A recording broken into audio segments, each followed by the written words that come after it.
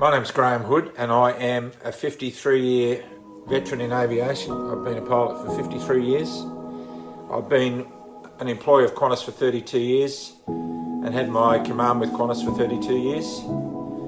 I've been employed by TAA, Australian Airlines, Air Queensland, Bush Pilot Airways. I've been a crop dusting pilot. I have been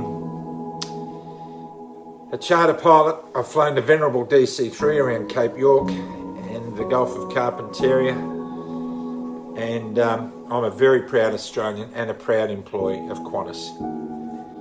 I live on a self-sufficient property with my wife, who has degrees in nursing, law and psychology, who has many friends in the healthcare sector who are nurses who she's worked with all her life, who are still working and who are perplexed by these draconian rules that apply to them in order that they must have to be jabbed to keep their job, and they do not trust the vaccine from what they've seen.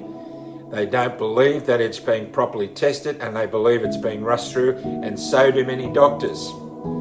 The fact that they're holding back is because they're not relying on Karl Stefanovic or David Koch to tell them what to do. They're finding truth from doctors and scientists who have no vested interest in this financially, who are saying, hold the phone, stop this nonsense, we are going down the wrong track, and they are not being listened to.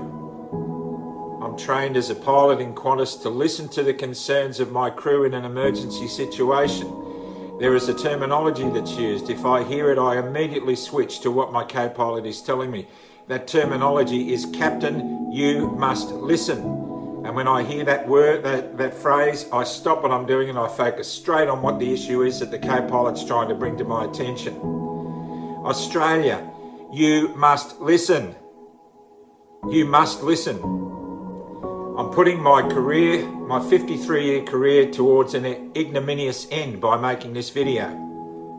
I don't care.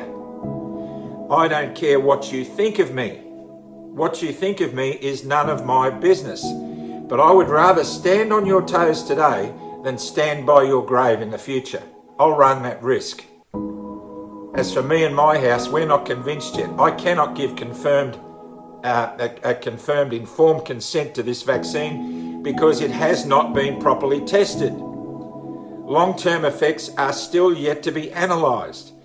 The Minister for Health, Greg Hunt, says long-term effects will not be known at least till the end of 2022. A couple of friends of mine died with HIV/AIDS. It was terrible. But in a way I was glad they died, because they were being persecuted because they were living a lifestyle that put them in that position. And it was terrible what they went through. People avoided them like they had the plague. You know about that, Alan. You work in this environment. You know this situation. You're a champion for people who would have been victims of HIV/AIDS. You probably had many friends who've died from it. And now the same persecution is going to be visited on me because I'm deciding to wait until the proof comes in. There are wives who are saying, if you don't get vaccinated and you lose your job, you lose me and the children. You pay us good money to make critical safety decisions every single day. I've made hundreds of thousands of them successfully for Qantas. And here I am applying the same analogy, applying the same mode of thinking to whether I get vaccinated or not, and I cannot give an informed consent yet. I want to get back flying. I'll probably blow my chances by saying what I'm saying now, making it public, but I don't care. It is what it is. Scott Morrison. What a disappointment. You said in a press conference the other day, you were asked questions about vaccines, and you said, we are a free country. We don't mandate vaccines. That's not who we are. We believe everybody should make responsible decisions based on their informed consent. Informed consent process provides the decision to the individual.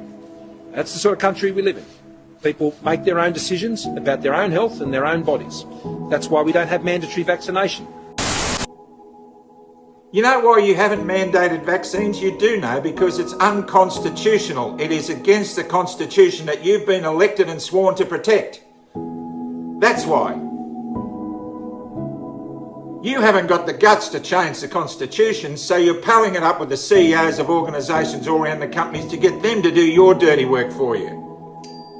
Daniel Andrews, you said yesterday in a press conference that anybody who's not vaccinated will not be given a hospital bed in your system because you don't want to put your system under stress. To protect the health system, we've got everybody locked down. We're going to move to a situation where, to protect the health system, we're going to lock out people who are not vaccinated and can be. Well, if your system can't handle the stress, it's because you were the health minister for 2 terms. You were. The health system's not up to it because of your governance. Moving up the coast, Gladys Berejiklian, you were a champ in the bushfires. Man, I was proud of you. I thought you were the best politician I've ever seen. Then you went into COVID and you managed it the same way. You were pragmatic. You were honest. You tried to keep an even keel. But then the media got stuck into you. Listen to the doctors and nurses who are telling you that this is garbage. Unbelievable. Then I go to Queensland. It was heartbreaking on the weekend to see fathers leaning across plastic barriers at the Tweed Coast border to hug their children that they're not allowed to go and visit. It's like a plastic Berlin Wall. Oh, and you're claiming all the credit. I do this for Queenslanders. Good on you. Good on you. But then when the tough questions get asked, like what about that woman who's trying to get across the border to finish her cancer treatment before she dies? Oh, let me defer to my chief medical officer, whom I get the best medical advice from. Make the most of that because she's going to be in Government House soon, isn't she? Going to be the next Governor General? I don't blame the CMOs. They're in a position that they would never dreamt they'd be in when they entered public service. It's tough for them. But by goodness, they're making some dreadful decisions and you're implementing them. Police. I wear a uniform like you do, and we have a lot of empathy for guys in uniform. I talk to you at the border crossings every day when I can get across. This isn't what you signed up for. A lot of your colleagues are starting to say enough's enough, this has got to stop. Join them. Join them, stand with them. This is not what you signed up for. A video the other day, what about 14 policemen subduing a 12-year-old girl for not wearing a mask in a Sydney shopping centre and then pepper spraying her? Is that what you signed up for? To be Brad Hazard's henchman? Military. You're patrolling state borders to keep Australians from Australians. You've done tours in Afghanistan. Your colleagues were killed by roadside bombs and shot at by friendly soldiers in their own units and killed. And for what? For nothing. For nothing. And when you come home with your honours, you're scared to show them because now we live in a society where we want to strip our soldiers of their honours when they were doing the dirty work that none of us had the guts to do ourselves. It sickens me. And so now to my colleagues. Some of you aren't going to like what I'm saying. What you think of me is none of my business. I don't care. But know this, the rules in Qantas that protect people against prejudice apply to you. So if you're saying that natural selection is going to deal with the idiots who don't get vaccinated and you're not mindful of the fact that there might be people in your group who aren't vaccinated, then more fool you. If you're saying you're doing this out of patriotism and a sense of doing the right thing by your community, then don't in the very next breath say that you wish everybody who hasn't been vaccinated rots in their home without any privileges. Don't claim it. That's cheap patriotism.